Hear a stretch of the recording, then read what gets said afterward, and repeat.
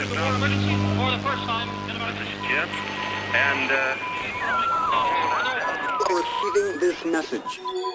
We are Ken Jennings and John Roderick. We speak to you from our present, which we can only assume is your distant past, the turbulent time that was the early 21st century. Fearing the great cataclysm that will surely befall our civilization, we began this monumental reference of strange and obscure human knowledge. These recordings represent our attempt to compile and preserve wonders and esoterica that would otherwise be lost. So whether you're listening from an advanced civilization or have just reinvented the technology to decrypt our transmissions, this is our legacy to you. This is our time capsule. This is the Omnibus.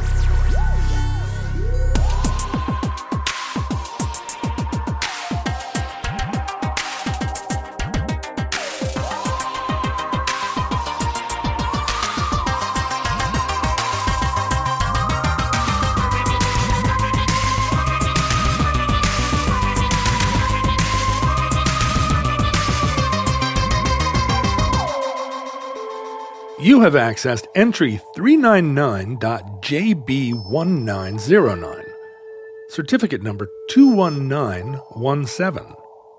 Einstein's brain. What science strives for is an utmost preciseness and clarity of concepts as regards their mutual relation and their correspondence to sensory data. It's a little hard to believe in hindsight, and maybe even at the time, that the biggest celebrity of the 20th century, the age of celebrity, was not a rock star or a screen idol, but a theoretical physicist. A Jewish physicist from Central Europe. Right. The thing that we all love in the 20th century, Germans. Yeah. Well... Why was that? How did it... Well, he's very photogenic, right? He had the cool hair. You think it's the hair? The mustache. He had like uncombable hair syndrome. That's what some doctors now call it. Like just so no, seriously. Right? So wispy that like, I mean, he could have pomaded his hair, I guess, and got it to sit down. Right. But he's Einstein. He doesn't care. Yeah, right. And that's just how it comes out of off the pillow every morning. And that's part of the photogenic, the aspect of it, right? The mad scientist who doesn't care about convention. But he's got a very expressive face, the dark eyebrows, and. But also he was the personification of the triumph of science, which was very much a 20th century artifact too. Do you remember those days, John? What it seemed like science had won? But in the 19th century, science was competing against nature and superstition. And by the 20th century, we really felt like we've conquered disease, we've conquered the stars. So it makes sense that the big cultural celebrity is not a painter or a poet. Yeah. But it's the voice of our time. Right. A scientist. He understands the universe. Yeah, and by kind of celebrating him, we're smarter ourselves. But it does seem limited to him. You know, like I think earlier in the century, you would occasionally see like Robert Millikan or Ernest Lawrence or somebody on the cover of Time magazine. So, it was still like, hey, guess what? Science moves forward. Yeah, but nobody like Einstein. When you're mocking somebody, you don't go, oh, great, Marie Curie. Nice job, Robert Millikan. Good, nice oil drop experiment. No, it is true, right? That Einstein became a byword. Yeah, and okay, so it was like 10 years ago, I was looking online about book promotion best practices, because I must have had a book coming out. Yeah, you must have. Well, I don't, why else would I be reading up on book blurbs and tours and stuff? You also put out a book every year. You're the most prolific artist I've ever met. I wish. How come I'm not the Einstein of the 21st century? Don't they call you that? Didn't people over the years say, nice job, Einstein? Well, here's the story. So I find somebody talking about how, like, don't rely on the publisher to do this stuff for you. You need to be out there selling, talking about your book. That's what they say to us musicians too. Yeah, it's not the label's responsibility. Why would you think we, a massive corporation, would be good at marketing and selling your record? That's not our job. Don't rely on the people who have come into this explicitly to sell your record. Even though my job says marketing manager, I'm not actually going to talk to or help you. No. Get out there and hustle. That's what writers and artists are really good at. I've been very well supported by my publishers. I'll say say, just in case they're listening. Sure. But publishers increasingly are like, oh yeah, how many social media followers do you have? Can I see your Instagram? Like, do you know any bookstore owners in the Midwest? Do you remember on Twitter when it was a big thing to go buy 200,000 followers from some bot farm? Oh yeah. Is that still a thing? Well, who knows? Nobody's on Twitter anymore. That's how I got mine, I guess. But that's the thing, that whole idea of you have 1 million followers? That was the equivalent of Einstein. That would measure your 21st century clout. Yeah. But anyway, this person ended with like, oh yeah, you think you're just going to like, your book's just going to sell itself or your publisher's going to do it? Like, good thinking, Ken Jennings.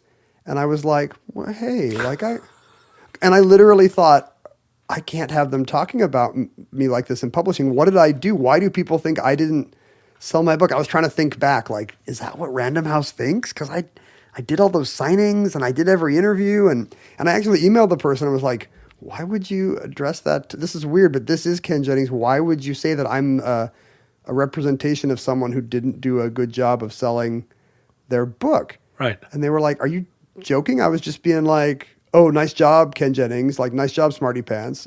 He meant that really you had been doing the work. No, I think it was irrelevant. Like, the idea that I had a book was not the first thing. It was just like, yeah. You were Einstein in this. Yeah. Good job, Ken Jennings. It doesn't happen a lot, but that was the time when it really threw me off because I thought it was so unlikely that anyone would do that. How long until that's really a thing where it's like, well, who do you think you are, some Ken Jennings? I bet that's happening all the time in pubs. I am noticing occasionally that that the media cliche of like, I'll take political scandals for $500, Alex. It's now occasionally, I'll take political scandals for $500, Ken Jennings. Wow. People are updating the thing, but $500 is not a correct clue value and has not been since the 90s. I see. Take note. Thanks, Ken Jennings. Take note, op-ed headline writers. But you are noticing that Ken Jennings is a singular, right? It's a Ken Jennings. It's always been like that, like Charlie Brown. Yeah. I can't explain it. You get it some too, right? Totally. I'm John Roderick every time. Is it the rhythm? Da-da-da? They're both the same prosody. I think it is a very sort of lilty Anglo-Saxon way of saying things, but also we're named John and Ken. Yeah. Like it's a Generation X problem of like there's only 7 names. It is crazy that we're now 107 years later, after the theory of general relativity in 1916, and Einstein is still the symbol of intelligence, such that when I see my name used for that, I'm confused. Like, because I still expect it to be Einstein. Yeah. Over a century later. But does Gen Z have any connection to Einstein? I was going to ask you that because you're my Gen Z hookup. I know. Yeah, let me think about when this. You're on, what kind of TikToks have you seen about Einstein lately? I mean, they enjoy the memes. Einstein is now commonly used as a meme for like just a apocryphal story of a 20th century figure saying something that agrees with your point of view about politics or atheism or whatever. Somewhere along the line, string theory confused everyone so much. And yeah, people checked out of just like, of cosmology. What? Yeah, and now in order to explain like, so Einstein, but then what we concluded from that was a thing that no one, even the people who've spent their lifetime studying it, can't really describe it to you in any meaningful way. But whereas us as Gen X, I can't remember a time when I didn't know that Einstein was E = mc squared. Right. Maybe because it's a nice, short, punchy equation. Is that it's that in the hair? Yeah, and it looks mathy. Yeah. Where it's not math. So you put it up there and it's like, haha, you can't solve this. And I think eventually I learned that meant mass energy equivalence, and the implication is that nuclear fission is possible without breaking the laws of thermodynamics. But I just at the time was like, it's the short set of letters and numbers that smart people know. Yeah, and I've been trying to explain. My daughter's 12. I've been trying to just introduce physics to her in these kind of, relativity. I've been trying to introduce relativity to her. And in bits and chunks, she's like, okay. And then, invariably I have to fall into like, well, and now maybe there's an infinite number of universes that are all happening simultaneously and time is fake. And she's just like, stop.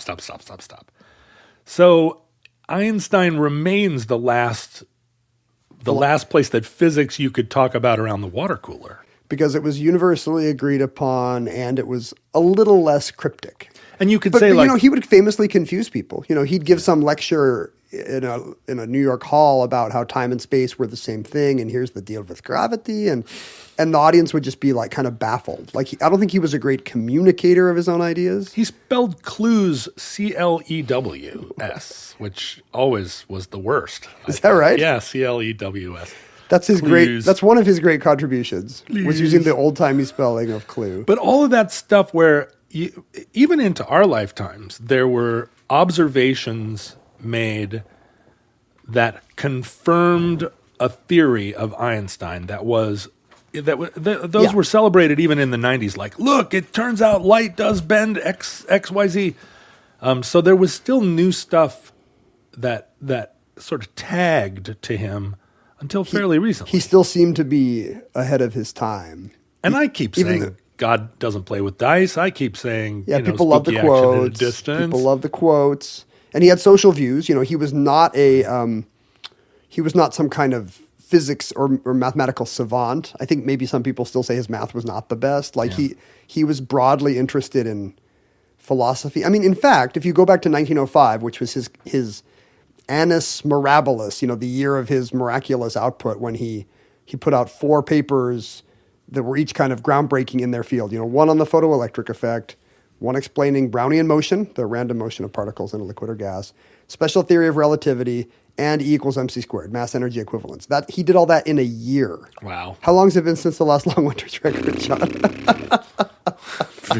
15 years, but I've been working on it this whole time. He worked on that stuff for a long time. He just had, as they say, you have your whole life to write your first record, and then you have 9 months to write your second record. But can you imagine some band that comes out with like 4 great LPs in their first year? I mean, he was young. He did not have a lab or a academic position anywhere. He was still a patent clerk in Bern, Switzerland. But he had a bunch of smart friends who would come over for a book club at his house. Like, this was his secret. He would bounce ideas off just kind of philosopher and mathematician types about town. And his wife was really smart, too. Let's see. At the time, this would have been his first wife, who I think deserves a lot of credit for some of that early work, right? But how much did he stand on the shoulders of giants in that moment? Yeah. I think so here's the thing. Like, we think of 1905 as the beginning of this amazing meteoric rise to fame. And in fact, that's not true. In scientific circles, people were like, this is good work.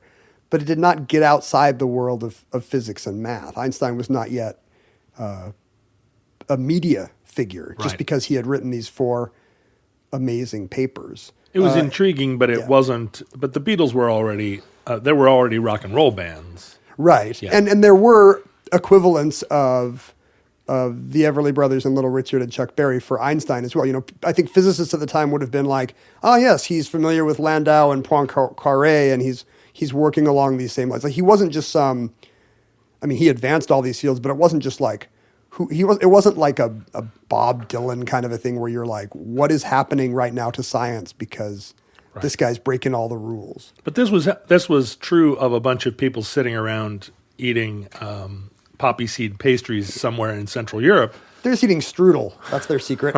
Strudel-powered science. Oh, but this is also before 2 world wars. So the fin de siècle Europe was...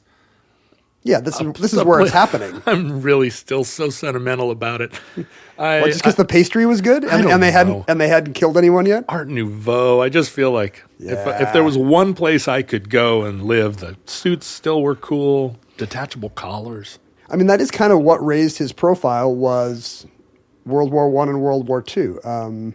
He opposed World War I, which was very rare. At the time, scientists on both sides, this axis, the Central and the Allied powers, or Allied. Allied? Hey, this is weird. I'm just watching all these World War II newsreels. Quoi?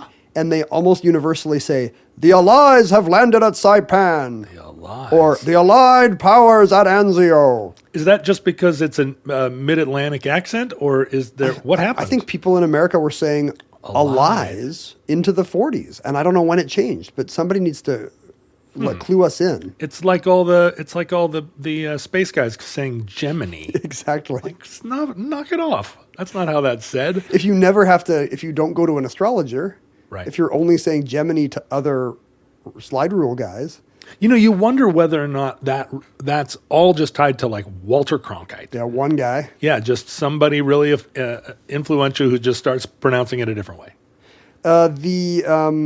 So on both sides of World War I, scientists were kind of writing these manifestos about how like our side must win. There wasn't a big pacifist movement, but Einstein was like kind of the one guy who was vocally opposed to the war. I think that's still true, that the scientific community agrees that whoever is ruling Serbia is maybe the preeminent fixation of our time.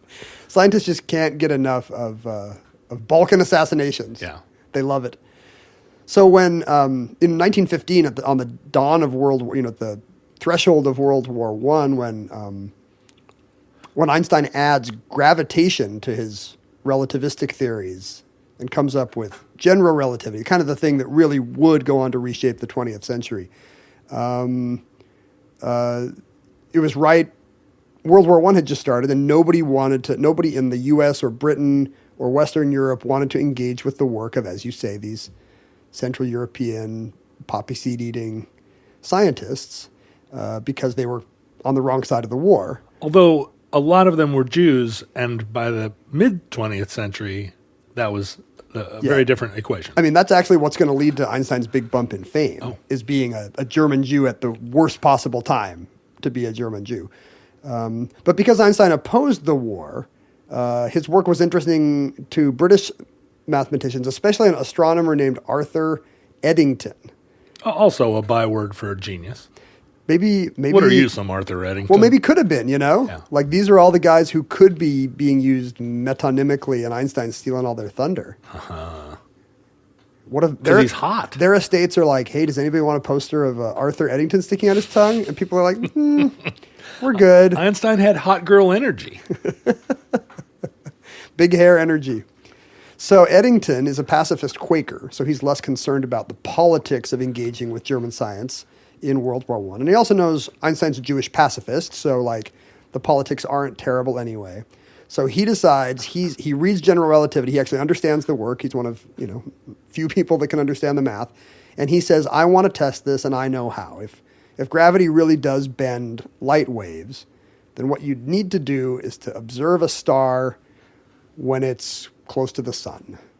And the problem with that is, I don't know if you know this, John, but when the sun's out, it's very bright. It's very bright. Very difficult to see stars. But he had an idea. Oh, I'm curious. It's pretty famous. People are yelling it at their headphones right now.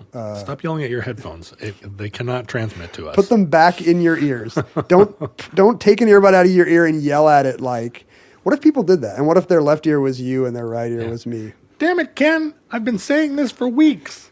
Well, this is interesting to me to hear you condense it, because this is the type of thing I will talk to my kid about and say, this is good. Here's the experiment from 1917. So my misunderstanding of Einstein will become your misunderstanding of my misunderstanding of Einstein. She has read all your smart kid books, and now she says all this stuff where I'm like, that's just what Ken says. I kind of stand by those, but it's because I'm not talking off the top of my head in those. Right. This is a podcast. All bets are off. Oh, we went to the Seattle Library this weekend. The big one downtown? Yeah, and she'd been there a million times. And I said, but have you ever been to the stacks? Have you ever been to the 10th floor? Have you been to the rare book room? Nobody's taken you there.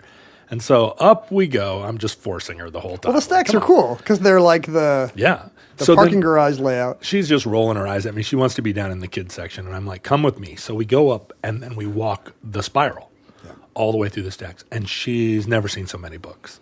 And you can just see her like lit up, like what? And I'm pulling stuff down like, look, it's the congressional record from 1920. She's like a brainy orphan in a movie who's like, I never dreamed there were so many books. So many books. And I pulled out a phone book from the 50s and found my dad in it. And I was like, do you see? And what's a kid's today's reaction to that? Is it was like a magic trick? Well, the phone book itself was just a miracle to her. But it was a wonderful kind of like libraries. And then I actually said, Ken actually goes to the library and finds things for those books. He goes to the library. It's true, because Google search is terrible now. Yeah. And there are things in the library that aren't other places. So many things. And she was just like, cool, man, cool. If I could tell kids one thing, I think it would be that the internet, A, never had everything, and B, is getting worse.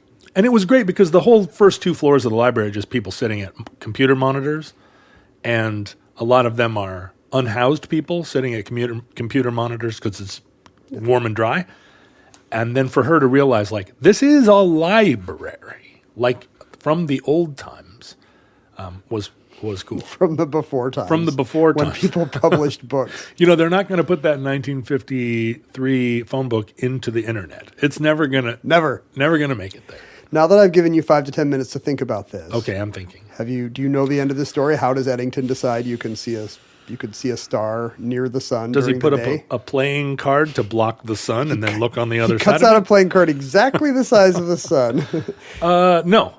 What if he lets the moon do that instead of a playing card? Oh, it's an eclipse moment. Yeah, a solar eclipse is going to happen, I think, in 1920. But what about all the flares and stuff? He can see past the flares. Yeah, I guess there's telescopic ways to get beyond the corona and still see a star that's near enough to the sun, and then see the bend. and then will there be bending? Will there be movement? And he plans this during the war, 2 expeditions, which end up, I think, happening in 1919 or 1920, where he sends 2 ships to the South Atlantic. Because, back when a physicist could send 2 ships anywhere. Well, he had backing. Oh, I see. You there, ships. Don't you know who I am? I am an astronomer. He's carrying a little telescope. Yes, sir. They one ship goes to Brazil, one ship goes to the island of Principe off the coast of North Africa. I think I would prefer to be on the Brazil ship. Why? Samba? Yeah, you just get down there and weekend in Rio. Better vibe. I mean, North Africa's rad too. It turned out Principe had the better measurements. There you go. And Eddington is able to announce Einstein was right. Newton never would have predicted this, but gravity does bend light waves. Whoa. And this is the kind of thing that's irresistible 1920s clickbait. Like all the newspapers are like, Einstein overturns Newton. Because what you got to remember about 1920 is Newton was Einstein for about 300 years. Yeah. Like if you were going to be like, if somebody steps on a rake, you're like, nice job, Isaac Newton. Yeah, right. Apple falls on his head while he's napping under a tree, and he realized everything. No, you could use it for any kind of smart or dumb behavior.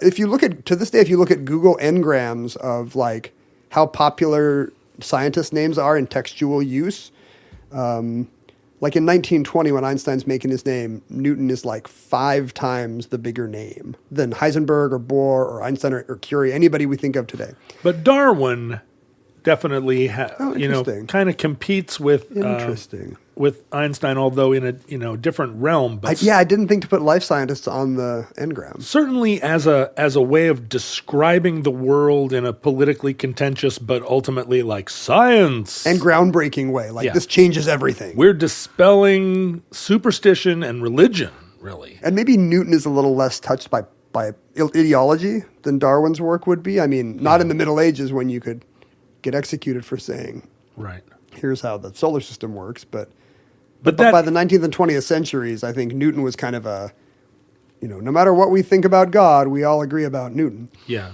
But that image of a globe sitting in a fabric where it is depressing the fabric with gravity became an icon, a simple way of describing it, but also like a real iconic graphic for most of our lives. It happened overnight. And it wasn't true that Einstein had overturned Newton.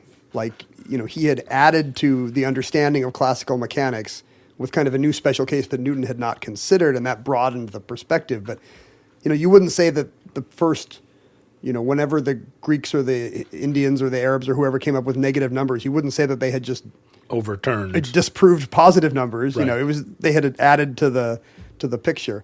But the headlines all said, there's now a new genius who proved Newton wrong, and Einstein became a name. He would get fan mail, and his name would be in papers, and he would sell out halls, and he hated it. He was like, he said, I'm burning in hell to a friend because suddenly overnight he's famous. And it was interrupting his work, or it just made it difficult to go to the shop? Yeah, my guess is he's uncomfortable with it, but it turns out he's temperamentally good with it. Like of all the scientists who really might have just, locked themselves in a garret or gone mad or yelled at people. Einstein really thought, you know what? I have a platform. And he still had a little color in his hair too in 1920. Yeah, so when he's on the cover of Time magazine in 1929 and 1938, and the hair's already crazy. Yeah. But it's not white yet.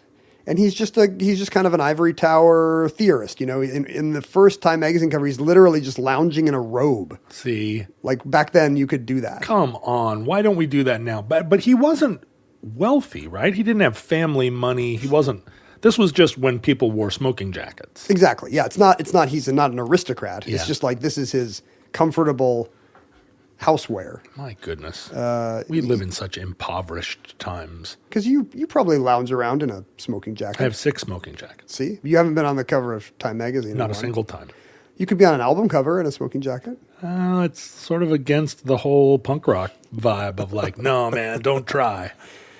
So the funny thing is, if you look at this Google Ngram, just to go back to that for a second, Isaac Newton does not begin to decline in his textual ubiquity until 1965.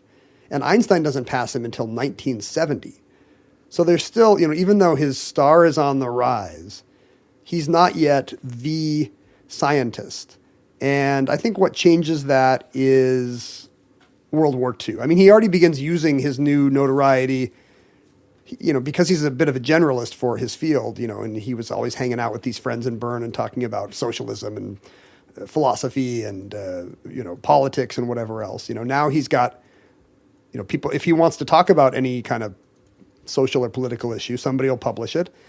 And in World War II, people come to know about his pacifism, but famously, he does the least pacifist thing of his life. He writes a letter to FDR saying, make the bomb. Dear President Roosevelt, make the bomb. XOXOXO, Albert. He was just afraid the Germans would do it first. And as we've discovered, the Germans were never in any danger of making the bomb. And Einstein came to regret that, even without the 20/20 hindsight of the Germans were not close. I think Einstein came to regret that because he had become death. Yeah. Destroyer of worlds. He had become adjacent to death. He saw his buddy become Death, the destroyer of worlds. And then his hat fell off and he whispered something cryptic to him, as we all know. You saw the movie. Yeah. And the portrayal of Einstein as this like eccentric whisperer. How did you feel about that movie? We're talking about the Christopher Nolan movie, Heisenberg, right? Yeah, the Christopher Nolan movie Heisenberg. What's it called? Weirdly, it's called Heisenberg, even though it's about Oppenheimer. Oh, yeah. He was like, we'll name it for the Nazi one, just to keep the box office down. He's such a good ally, he wanted people to go to Barbie instead. Yeah. Yeah. You mean Klaus Barbie? Yeah. Yes. Did you see Oppenheimer? Yeah. Well, the better to cast Tom Conti, lovable 80s actor Tom Conti as Einstein. He's very he's like a chubby Einstein. Yeah. He's a jolly, portly Einstein. Yeah, he's the fun Einstein of Princeton. But do you really think he should have been like a big guy? Like, send Tom Conti to the gym if he's going to be Einstein. Einstein was gaunt in the 40s. Chonk Einstein. Einstein's been eating too much patisserie that he apparently snuck out of Switzerland and Vienna. Yeah, I'm not actually. That had not occurred to me that because he was a little chunky by 1950. Is he? I'm trying to think. I mean, just a little rounder. The older he gets, he kind of seems. I don't know. Like as a young man, he's got chipmunk cheeks, maybe. But I guess I'm very shallow because that was my take on Einstein and Oppenheimer. That's what pulled you out of the movie. Yeah, Tom Conti's sweater is a little too. Fitting a little too tightly on him. For me, it was the magical realism of the second half, but I'm willing to say that it was Einstein's. You're talking about the black and white Robert Downey stuff, or the no, all of the after the bomb goes off, and then all of a sudden it's like a psychedelic trip. You're for inside 20 his minutes. head, yeah. And I'm like, I don't know, man. It's like it's like Dave Bowman going into the monolith. I thought the first 2/3 of that movie was one of the great movies of all time. It certainly moves well. It does. Like it's a 3-hour movie where you're always just like, wow, what's going to happen next? Because it's so propulsive. Yeah. Kind of like an Oliver Stone movie or something. But then after a while, it became a Christopher Nolan movie. The public comes to know in the wake of the Manhattan Project that Einstein, first of all, wrote the letter that inspired the whole thing. And I think by way of the Belgian royal family, even got into the Oval Office. This was a time when, if you had an in with the Belgian royal family, you could see the U.S. president. Today, that's a few more steps of separation, Less so, I think. Yeah, less so. But wait, he hadn't actually talked to the president at this point? He'd sent an anonymous letter? I think the letter came first, but later, wishing to drive home his point with an in-person audience, he talked to King Baudouin or whatever. And he's the smart. He's widely known as the smartest man in the world. And people know that E equals MC squared was the equation. Like, people kind of think that's the bomb, which is not true. Like, I don't mean da bomb. Like, I mean, they literally think that equation solves for how do you make an atomic bomb. And I'm glad you're debunking that now. Well, it's not true. I mean, it's like Newton's second law also doesn't tell you how to put a man on the moon, although you couldn't do it without it. It says that it's not impossible, but as we all know from Oppenheimer, it took some doing. But anyway, because of that, suddenly now he's on the cover of Time magazine, kind of staring with steely gaze directly at the reader with a mushroom cloud behind him, and like the equation E equals MC squared. I think it might be the first time that a spinning equation is being used in popular culture to convey this person is smart. Not for the last time. But Time magazine might have invented that. I'm swirling in with science. 1946. They invented Little Man Tate. And so he's now a brand, basically. World War II and the Manhattan Project, even though he wasn't that active a participant, like that's what makes Einstein a brand, a media figure. Scientists love this because it's a victory for theoretical science. Like, this guy was just doing abstract physics on a piece of paper and it changed the world. We're going to get funding now. Right. So in the scientific community, they embrace it. They're not jealous of him anymore because he's old and all the people that were competing with him in Vienna coffee shops. Yeah, it's just like he becomes a grandfatherly figure instead of somebody that all the smart people are going, meh, he doesn't really know. That's interesting. I didn't think about that because you would think there'd be rivalries, but I guess I haven't read much about it. Maybe by that point he's pretty much a secular scientific saint, and he's even if some part of you is grumbling like, well, he just extended Poincaré's work or whatever. Like, you're not going to say that to a reporter. But not to keep bringing in other people that walked these hallowed halls, but the Freud. It seemed like subsequent scientists were really about either debunking or unseating Freud. And we now live in a world where it's like, Freud, except nothing that he did was good, but... Freud would love that because it's all about trying to unseat the father figure. Right. He'd be like, you have proven my theories by trying to disprove my theories. But and Freud also would have been a real celebrity at this time, the rise of Jung and psychology, always casting back, like Freud. Right. But nobody was trying to unseat Einstein so much as they were trying to pick up the rugby ball and move it down. I think later in life, he lived another decade after the war. And I think by that time there did start to be disagreements about quantum physics among the leading minds. Right. And I think you would find people disagreeing with Einstein at conferences and saying, he's wrong about the latest developments. Well, that's just social relativity. But by this time, now has an even bigger social platform, and he's delighted to use it for what he considers good causes, and what I would consider good causes. He's vocal about the civil rights movement, for example, in the early 50s. He speaks out for nuclear disarmament. He's on an FBI watch list. Of course. He basically becomes, as I say, kind of a scientific saint at his, 72nd birthday party, I think it would be, in 1951. He was born on Pi Day, actually, March 14th. He's getting into a car at the end of the party. Nobody calls it that. Nobody calls it Pi Day? I don't know. It's like some sort of let the force be with you. It's like talk like a pirate day. And I build my life around these made-up nerd holidays. There's only Pi Day. There's only 106 more days till Talk Like a Pirate Day. No, Pi Day is the only one of these I've ever observed because the pie place by our house used to sell slices for $3.14. Smart. Wait, there's a buy the slice pie place by your house? Yes, although I just moved to Ballard for construction. Oh.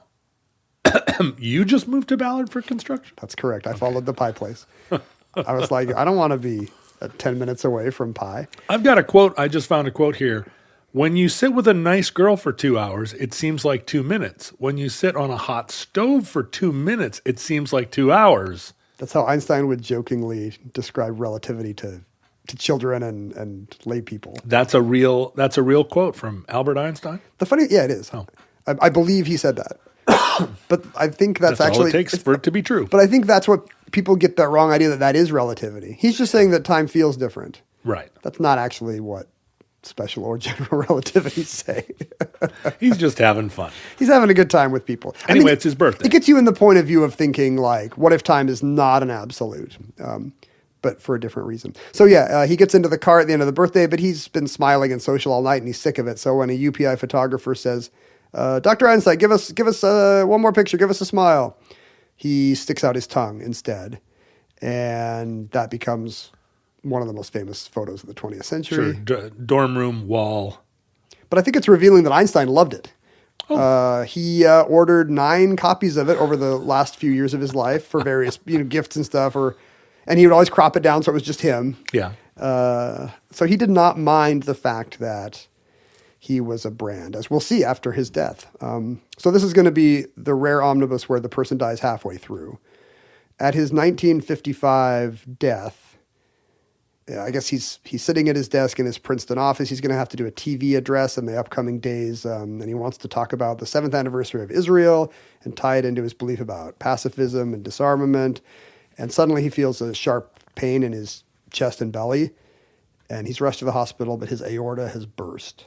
Oh, no. He smoked his whole... I don't want to say he had it coming, but he smoked his whole life. It wasn't well understood that smoking might not be great for your heart, and he thought like I only do good work when I have a pipe in my mouth. Yeah. So he always had a pipe, and he would often... Chesterfield is smooth. They're so smooth.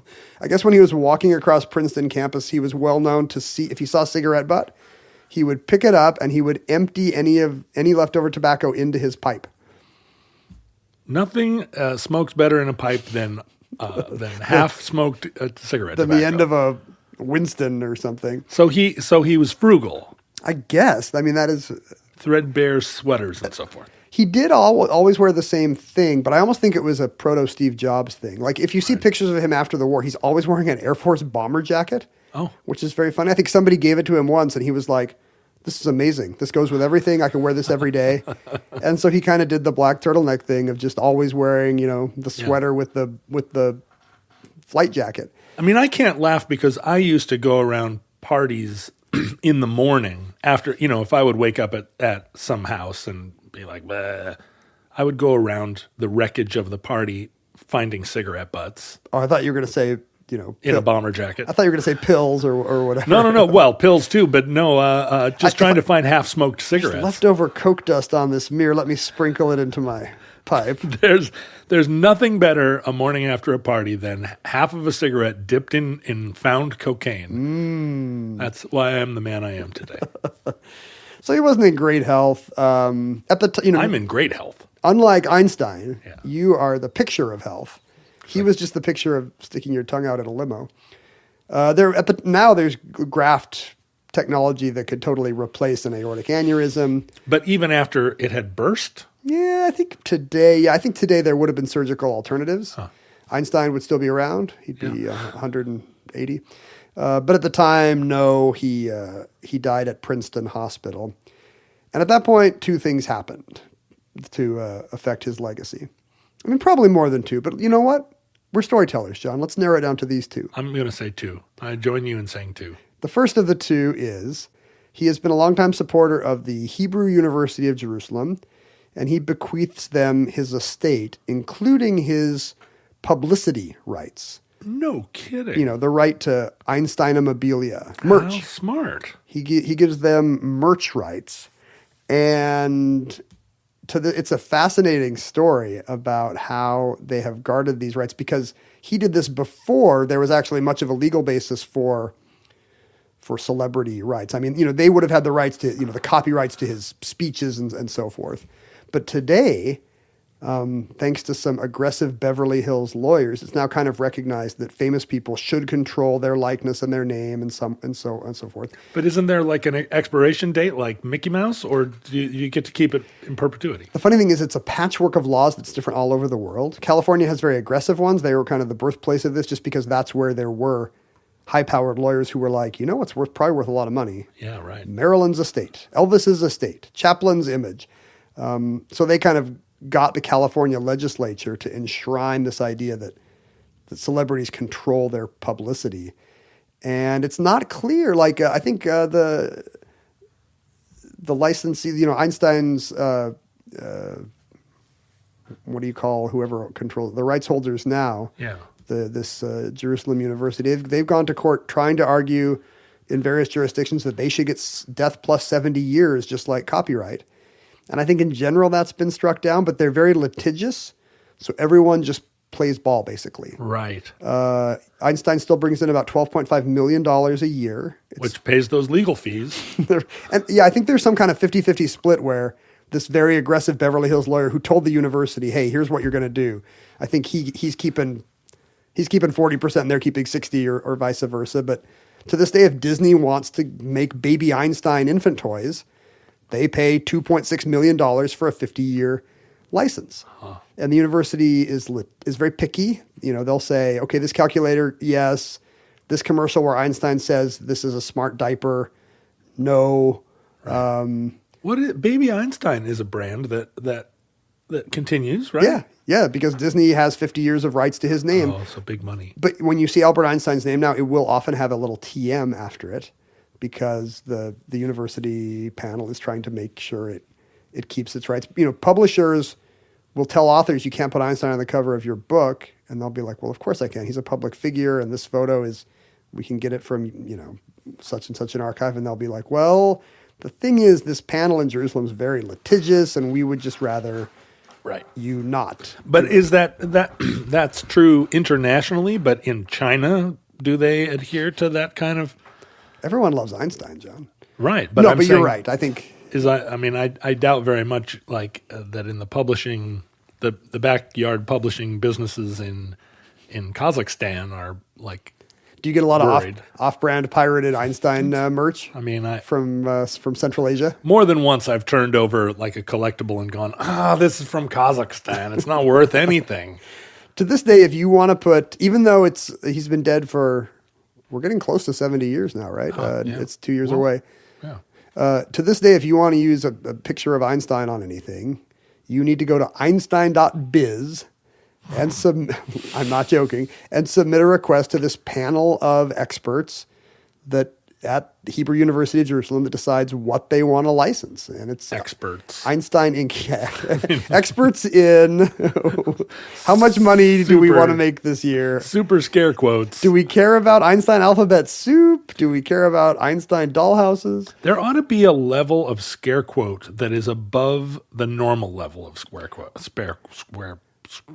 quote. And is it something you do with your hands, or is it actually printed punctuation? Yeah, there's got to be like an exaggerated punctuation where it's like, I use quotes a lot in my writing. I just quote stuff. You're doing it with your hands every time you say quote. I'm doing it. You can't stop it. And I don't want to. I try not to overdo it. I'll sometimes in an edit go back and take quotes away, but I use it as a kind of italics, which is wrong. But there ought to be a level where it's like, no, I am really being sarcastic now. Here's my idea. It's regular quotes, but they're in red ink.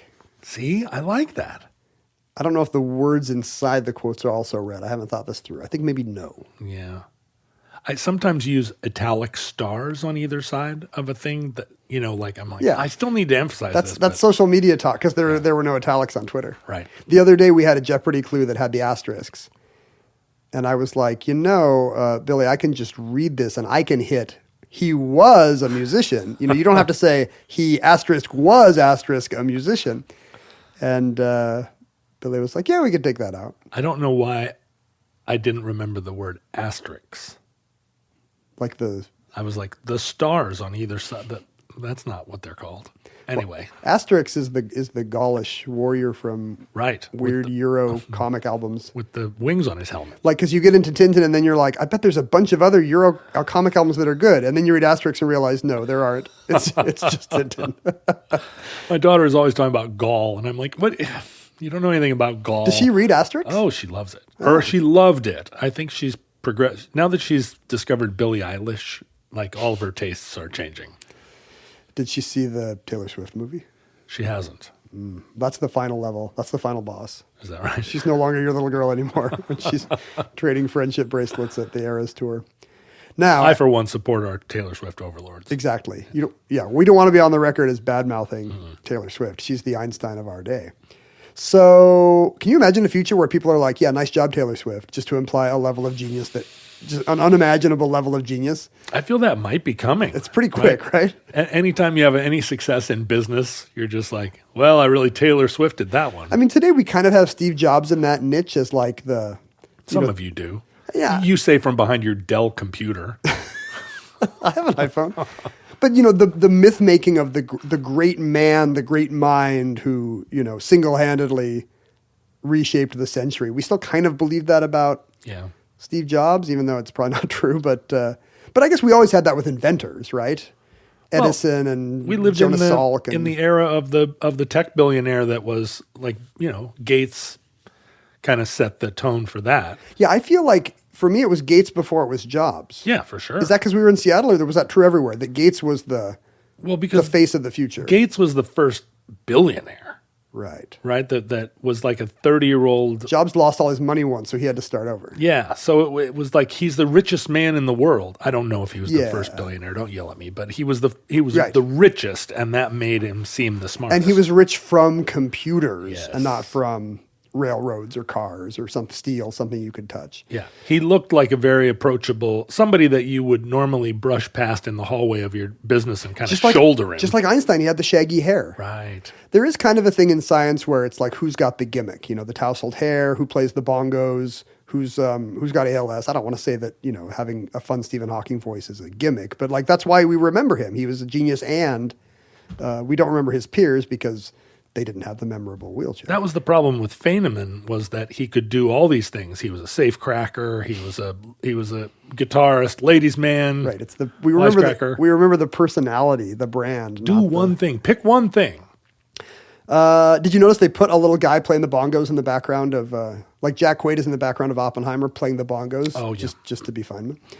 So I promised two things were going to happen when Einstein died. And one of them is his estate became this massive merchandising operation. The second thing that happened was his body was brought to Princeton Hospital, where a Princeton pathologist named Thomas Harvey assumed he had permission to do an autopsy and did one, and assumed that everyone would want him to remove and study Einstein's brain. Yeah, sure. And he did so, even though, in fact, no one had asked him to do this. Einstein's wishes specifically were against it. He wanted to be cremated and dumped in the Delaware River, and thought it would be. I think he's on record. You can find quotes of him saying this would be hubris to delve into the brain as if it were, after my death. There should be no cult of Einstein. Well, and also, I mean, the Delaware is clearly the Ganges of America. It kind of is our spiritual home. Have you ever done that pilgrimage to the mighty Delaware River? Oh, for sure I have. Well, I actually did go to there's a little park where Washington crossed the Delaware, and it's like a nondescript, just little sort of roadside. It's not even a roadside. You have to go off the road to find it. And you stand there and you really do a Clark Griswold, like, welp. Plymouth Rock, baby. And there's always a little mist on the water, so you're like, yeah, I get it. Okay. He sure did. Everybody back in the car. They should have the boat there, like in the painting. They should have like a replica of the boat so you could, like at the pier so you could pose. They might even. I don't know. It was cold that I've day. got ideas. Washington should have bequeathed his publicity rights to me because I got ideas. Yeah, whatever happened to Washington? Nobody talks about Washington anymore. Once it becomes clear that Harvey does not have this permission, he retroactively secures it. He realizes From probably the he should University not. of Jerusalem? Yeah, he has to submit. He goes to Einstein.biz, which is amazing because Alta Vista is very primitive back then. He uses his mosaic navigator. No, he goes to Einstein's friend, who's like, I guess, the executor of the will and the estate, and also to Einstein's son, Hans Albert, and says, hey, I felt like we should cut up your dad for study. Seemed right. It's kind of the thing, and it was back then. It was kind of assumed that a generous thing to do to science would be to let it study your organs if anybody cared. So there was some baseline of, well, of course we're going to do this. It's Einstein, and he's got interesting organs. Did any phrenologists get in there and feel his head before he went? It's even weirder. Ophthalmologists are involved. Really? Einstein is cremated, except for his brain and his eyes, which Dr. Harvey has already appropriated. For reasons that are unclear to me and perhaps to anyone, he gives the eyes to Einstein's eye doctor. Hey, you're probably going to want these, having been Einstein's eye doctor and all. Not his glasses, but his eyes. His literal eyes. In a jar. You're going to want to be staring at these. And I guess it's not clear what happened to them. Rumor has it they're still just sitting in a safety deposit box somewhere in New York or New Jersey, and there's rumors every so often they're going to come up at auction. Yeah, labeled AB normal. Nice souvenir. Good thing this guy didn't know Einstein's proctologist, am I right? Ugh. This all sounds like the Kennedy autopsy. Right. Where it's like, oh, all of a sudden, different thing. He looks different coming out than he did going in. Doesn't he think that there's going to be more oversight? Like at the time, it's clear this is one of the biggest names, it's just the revered Dr. Einstein, and he's been entrusted with this duty. I'm trying to picture. And he just thinks he can pluck out his eyes? I'm just trying to picture the time. And it does seem like it's still like this would still be sort of a cottage industry, or not industry, but like, oh yeah, he died at Princeton and we are all here. And so let's do some research. Yeah. I can't believe his skull didn't get appropriated as some sort of like Yorick that sat on somebody's desk. There's some thinking that Thomas Harvey was not just calling an audible here, that his mentor was a guy named Harry Zimmerman, who was a friend of Einstein's, who maybe said, what we should do is we should study Dr. Einstein's brain. So it may be that he was just following orders, as we say. If you think if they had gone and just taken little locks of his hair, tied it with a ribbon, and sold it in order to fund the completion of a new wing at the Hebrew University of Jerusalem, or somehow, Princeton, it's like little bits of the True Cross. Like it would go out and. But wouldn't that have seemed? I almost think in a time when sacredness was still considered something in the public sphere. Like, wouldn't there have been more outcry in the 50s than today if you were trying to sell off tiny pieces of a celebrity's body? I mean, that would be tasteless even today. It would, unless like if you put it in your will. Hey, when I die, cut me up into tiny bits and sell me. People love the story of improv legend Del Close willing his skull to his university drama department to play Yorick in Hamlet. Did that actually happen? Yeah, he did, in fact, do and that. Does it get used that way? Yeah, this guy's generating new stage credits decades after his death. That's wonderful. Does his estate get paid royalties? He appeared in that film. Let's get some residuals, 3 cents. Anyway, even though Harvey retroactively got permission for this going off the reservation here, he is in fact fired within months from Princeton Hospital, I think largely a result of this incident. Oh, okay. But he still got the brain. No. Yeah. He got the permission, and that included him keeping the brain? Well, no, I think nobody else really knows what to do with it. It's not like there's not an extended legal battle over the brain. It just kind of disappears from the record. But in hindsight, we now know that he went to a Philadelphia hospital, he went to a UPenn hospital, and had the brain sectioned, like cut into like kind of 200 samples, which were, there's some kind of method to preserve the brain, placed in 2 formalin jars. So he now has 2 kind of imagine, peach slice jars filled slices of Einstein's brain in solution. Delicious, succulent chunks of whole fleshy chunks of Kling Einstein, and says he's going to do research on it. And for 40 years, whenever he's tracked down and asked about it, he says, "Yeah, I'm sure working on that Einstein's brain project." In fact, he has hit on hard times. The having Einstein's brain in a jar seems to be a bit of a curse. His wife divorces him and actually threatens to go to court over possession of the brain. The Einstein brain in a jar curse. And really, it seems well-deserved, right? Like, I don't think anybody should get in trouble for having the Hope Diamond. It's very nice. But this guy cut up Einstein's head. Is there any... I know from past experience that there are often marital disputes between someone who's into taxidermy or other creepy vampire stuff. Is that true? Yeah, and then their spouse who's like, no, I don't. But don't you know what the scorpion is when you got on its back? I mean, you just married a taxidermist lady. Well, that's right. And I think it often happens that he'll have a squirrel posed in a diorama or something, and she's like, oh, okay. And then it turns out, no, this is what he's really into. He's got a basement full of pelts. And so it becomes a thing where it's like, okay, you can keep those in your little office, but never in the bedroom. But you and Mindy don't have any...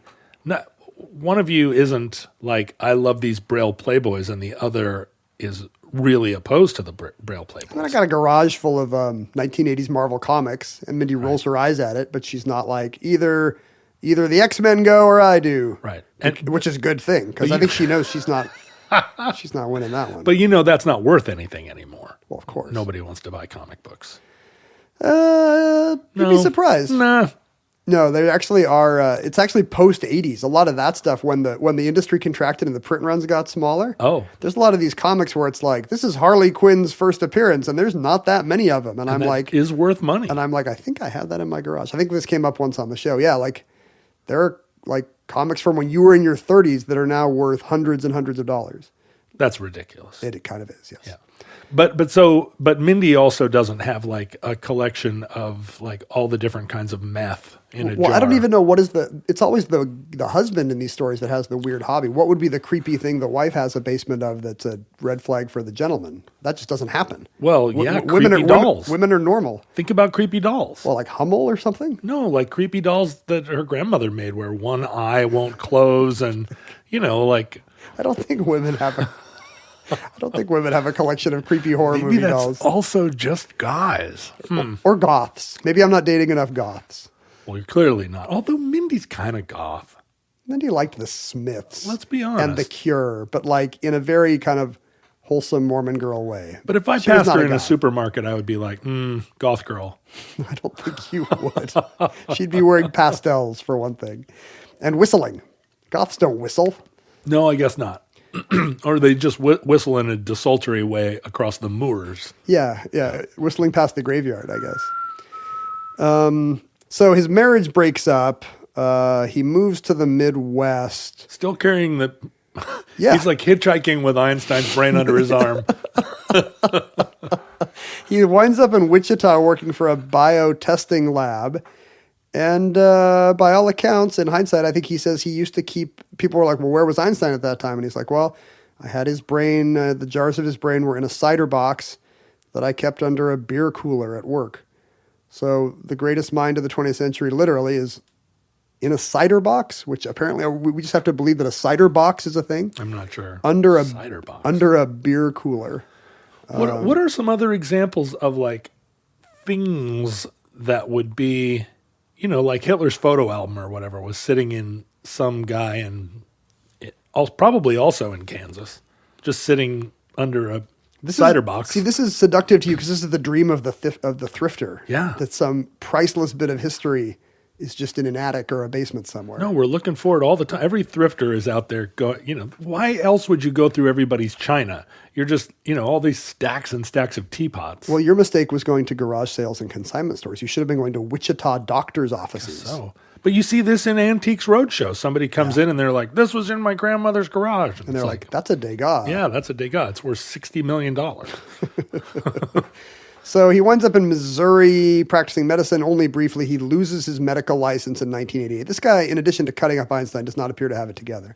And maybe it's the curse, or maybe he's just a loser. How do you lose your medical license? It sounds like he's probably collecting brains everywhere he goes. Yeah, it was probably all the brains he had.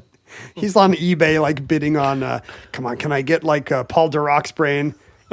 When's Linus Pauling going to die? He's living in this apartment in Kansas, but it's cider boxes all around. It's like, what are in these cider boxes? He has so many cider boxes. He's like, which one of these is Einstein's brain and which one's cider? I'm guessing I'm going to have to drink them all. He winds up in Lawrence, Kansas, working on the assembly line in a plastics factory once he loses his license. He's living above a gas station. Don't get divorced. This is your future. Your future is living above a gas station, working an assembly line. And he comes to the attention of his new neighbor, who is no less than beat poet William S. Burroughs.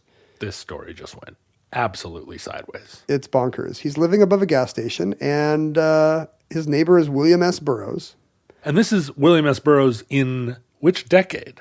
Late 80s. Whoa. So it's like, imagine him in Drugstore Cowboy. That's exactly the time. Whoa. And Burroughs loves this guy, mostly because he has Einstein's brain. And Burroughs can now tell friends, I can go poke Einstein's brain whenever I want. He's out here making records with Kurt Cobain, and then he also knows the guy with Einstein's brain. Wow. In 1997, he takes a road trip out to California to try to offer the brain to Einstein's daughter, and he brings a journalist along. So I think either a long article or a short book comes out of this, which is an interesting portrayal of what Thomas Harvey is like. Eccentric, apparently, but funny. Sure. Good company on a road trip. Went to Princeton. He worked there. I don't know if he went there. Okay, worked there. The daughter does not want the brain, it turns out, so it stays in Harvey's. If somebody brought you your celebrity father's brain, which I guess could still happen to you at some point, John, you need to be ready for this doorbell ring. But like sliced like pastrami. I don't know if I'm not sure if it might be more like cubes. Like maybe imagine Spam instead of prosciutto. Even worse. No, I would not want it. I would want it immediately put in the Delaware River is what I would want. That's where it was supposed to be. But beginning in the 80s, enough people have heard about this, because this occasionally somebody will write a story about like, what happened to Einstein's brain? You won't believe the answer. And some scientists do request samples, and people do start doing work on Einstein's brain, which means occasionally you will see a pop science story beginning in the late 80s where somebody will say, for example, that most of the samples were normal, but in the left hemisphere of his brain, there's one area where his glial cell to neuron ratio is much higher than the average. And perhaps this was the secret to Einstein's intelligence. Or somebody else will say like, well, the fibers in the corpus callosum connecting the hemispheres were much thicker than in most other samples. This must be the secret to... And so the brain study science, the brain science study, science brains study. There's only 6 orders of those words, so you can pick your favorite. Had improved considerably since Einstein died. So now people could actually... Well, they can say they can, but it's unclear. There have been a lot of criticism of this work. Basically, like, look, if you take any sample, you're going to find one oddity. If you study 30 metrics, one of them will be more outside the normal range than the others. And it's irresponsible to publish it and be like, I found the secret to Einstein's genius. It's in area 36 of his left hemisphere. It's a bunch of blind people describing an elephant. And that's also true because the brain is dead. A living brain would be very easy to, today we could do an MRI on Einstein. Again, if he hadn't died in 1955, he'd be extremely old. And you could maybe see stuff light up and get some sense of really what the secret was. But today with just the tissue after it's been in a cider box for decades, the findings are a little more limited. But was Einstein any smarter than anybody else? He was a physicist. He had studied physics. He lived in his time where physics was burgeoning, and he came up with some things. But if you were like, "Hey Einstein, let's play Scrabble." Yeah, which brand of toilet paper is the better value? Is he also going to stand in the supermarket like I do? For a half an hour in an Einstein accent, and you must consider the two-ply factor. Yes, this is softer, but is this more firm? I am squeezing the shaman. So this is. I mean, was Einstein smart? This is the takeaway you want. Was Einstein smart? No, I believe he was smart, but is his brain? Is Marilyn Vos Savant more? Is her corpus callosum more? She's still with us. We need to hook her up to something. Yeah, we should. But what is smartness anyway? I mean, that's the main problem. Yeah. Like Einstein, was he street smart about smoking publicity? A pipe? Seems like. Yeah, about sticking out his tongue in a limo. Yes, about picking up used cigarette butts. Maybe not so much. I think among scientists, there's a consensus that his work was it wasn't just out of nowhere. It wasn't like, who is this young rebel? He's remaking everything. It's clear what tradition he's coming out of and who he's reading. But the fact that he's doing all this as a patent clerk with just some smart friends to bounce ideas off of, like he's Harvey Pekar in American Splendor. I mean, that does kind of point to a specific kind of genius that's not just the right guy in the right place at the right time. Yeah, right. But like, if you took the top 20 geniuses of the 20th century, not just out of the physics camp, but like a bunch of, let's just get all the geniuses together. I mean, it's so specialized though. Yeah. Like, I'm pretty good at Jeopardy, but that's like a parlor game. It's just a game show. It doesn't mean I'd be good at theoretical physics. I know from experience that I'm not a great computer programmer. Like, you're great at podcasting. I'll say one of the best. I'm one of the top 2 podcasters in this room. Probably the second best one.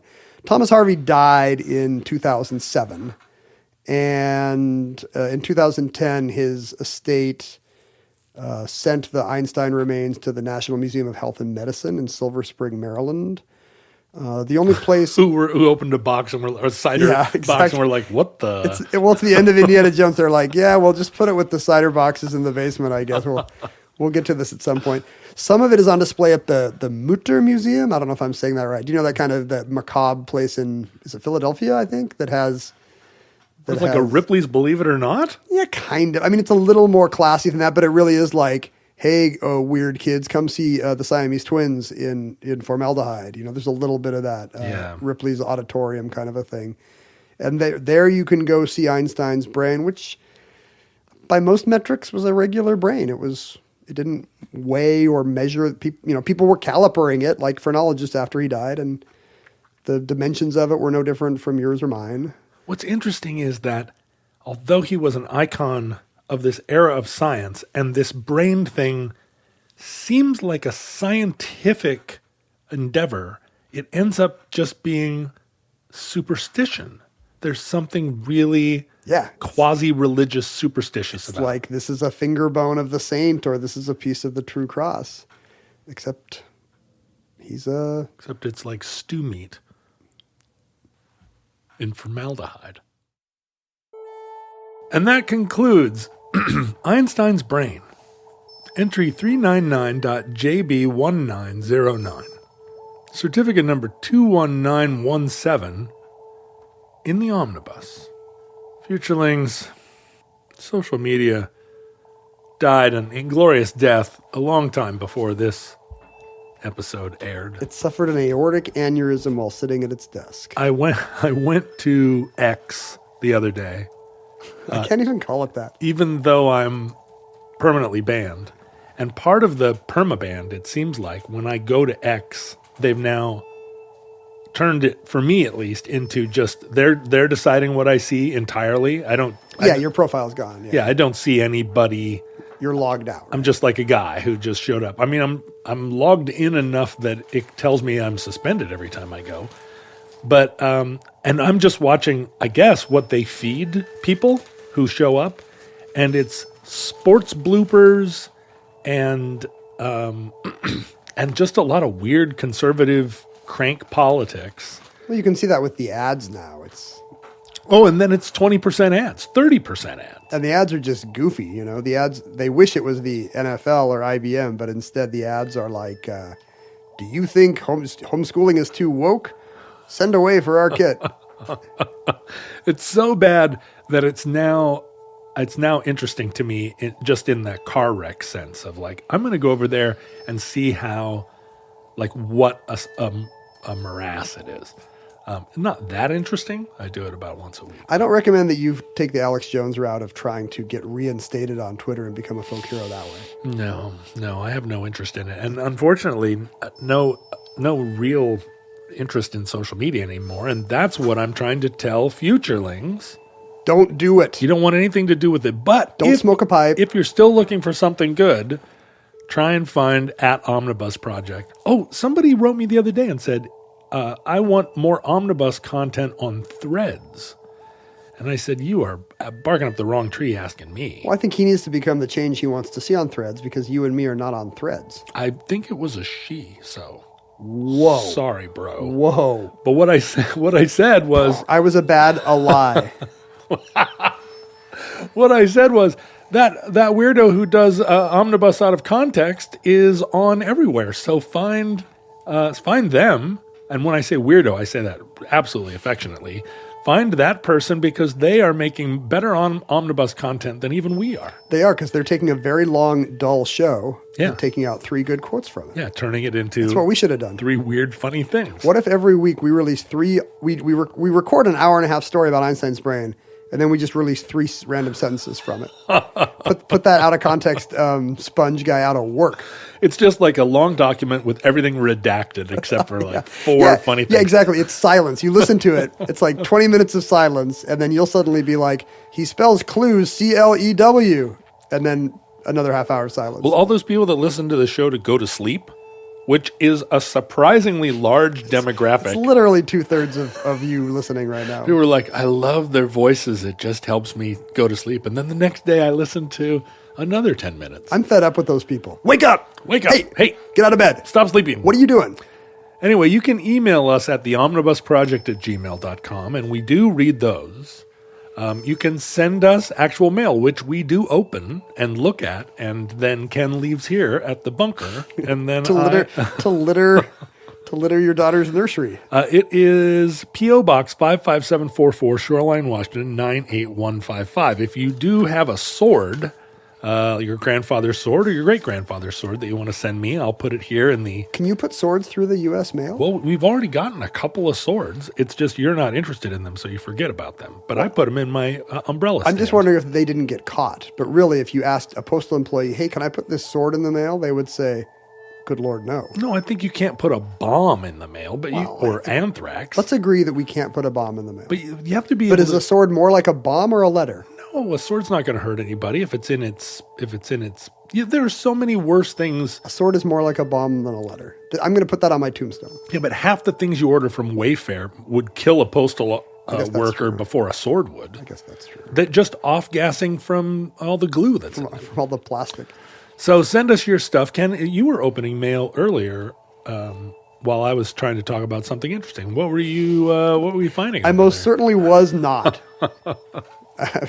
I'm pretty sure, first of all, that you were not talking about something interesting. That's confirmed. The Center for Land Use Interpretation, that often sends us their newsletter, wonders if we will donate in the new year. Okay. And I think instead of donate, we'll just give them this free ad read right now. Who wants to donate to the Center for Land Use Interpretation? Google them. They're on Venice in Culver City. They're at Einstein.biz. We got a note from Alexander. He sent us a little homemade Christmas card. Look at this. Well, thank you, Alexander. Look at this little thing he made. We're recording this back into the distant past of 2023 to you. Oh, is this show airing in 2024? Yeah, late January. Hey, congratulations, everyone. You made it. Happy New Year. Happy holidays, Ken and John. What new knowledge does our Prometheus bring to us mortals this season? Who's the Prometheus in this? The show? The show. It's been an incredible listening experience getting familiar with your hailed podcast. Huh. Alexander appears to be a chatbot, and I'm into that. Looking forward to the next year of it. Thank you so much, Alexander. This is actually a beautiful little handmade and colored card he sent. Thank you, Alexander. Does it have a return address so we could know where Alexander came from? Alexander comes from Paulsbo, right here in beautiful Washington State. Paulsbo. We can go visit him. I have his address. We'll be showing up at your house. It'll take us about 90 minutes to get there, right? Does he have a Viking last name of some kind? Let me see here. I don't want to dox him, but look at that name and address. You'll think it's funny. The answer is sort of. Too bad, but yes, also. And you got a gift, John. Oh, Thank nice. you. Crystal says, thank you for all your omnibus sessions. I'm enjoying your whimsical comments and input very much. So you think you're a goth, but no, you have whimsical comments and input. Mm-hmm. It's she thinks that the show is about you, and I'm the color commentator. Yes, you are correct, sir. This is good. You two can be so funny. You're not normally, but you can be. You can be so funny. Yeah. What would you rather be told? You're so funny, or you can be so funny? You can be sometimes. Occasionally, you surprise me by being funny. also, I hope you are still playing music, which you are. Yes, more and more all the time. Why did you not get included in this? I think you'll see when you see what the gift is. Opening it up here. Oh, how cool! It's a capo for a guitar. It looks like it's hand whittled or something. It's made of wood. That's unusual, right? That is unusual. I'm no capo expert. But it's good. It's good for for looking good and for in the earth. House. It's good for the earth. Well, hang on. Let me get just before I. Well, no, it's made out of metal that has been designed to look painted to look like wood. But even that is kind of cool. Well, thank you so much. Thank you, Crystal. Oh, and picks too. They're picks. Oh, I didn't see. Are they a type you would use? I would absolutely use these. I don't know how picky you are. These Wingo picks. No, I'm not a pick. I'm not picky about picks. I'll play with any pick. Any plectrum. Not any pick, but I'll play with a lot of picks. Like if it has a racial slur, you'll be like, no, thank you. No, thanks. No, I do not play racist guitar music. No, I just, Like picks, if Eric Clapton gave you one of his racist guitar picks? Thanks, but no thanks. But picks, they need to be a certain, some of them are, these are 70 or 0.71 millimeter picks, which is right in the middle. So 0.7, that's a thickness? That's a thickness. Wow. So some picks don't have any flexibility and some are too flexible. 0.71? 0.71. Does this imply that you could buy 0.72 millimeter? Like how fine tuned does this go? That's a really good question. Like what's a thick pick? I don't like anything above a 0.8 and I don't want to do anything below a 0.5 because the little ones you can't get any and the heavy ones you're like, what am I, a bass player? Right. Even a bass player I don't think would use them. Bass picks are thicker. Can be. Yeah, because if you're playing the bass and you're like flickety dickety dickety, that's it's got to be. I guess I'd never thought about this. Yeah. 0.71, the correct thickness of pickness. Mm-hmm. I'm down with the pickness. Anyway, if you are down with the pickness and you are down with the omnibus, let me give you the opportunity to support the show. And we have some interesting news coming in 2024 if you are members of the Patreon community. We're not going to tell you what that is right now. A cool new benefit coming soon. But being a member of the Patreon community, it continues to be its own reward. It's going to be the best decision you ever made. So go to patreon.com/omnibusproject and just subscribe at whatever rate seems like compatible with the amount of joy you take from the show. With your values and or Marxism. Right. And then you have access to already a lot of great additional content. And as I say, more to come. Make it a New Year's resolution. Last year, you maybe listened to 52 plus hours of Omnibus for free. And that's great. That's compatible with Marxism. But maybe this is the year you give back. To us.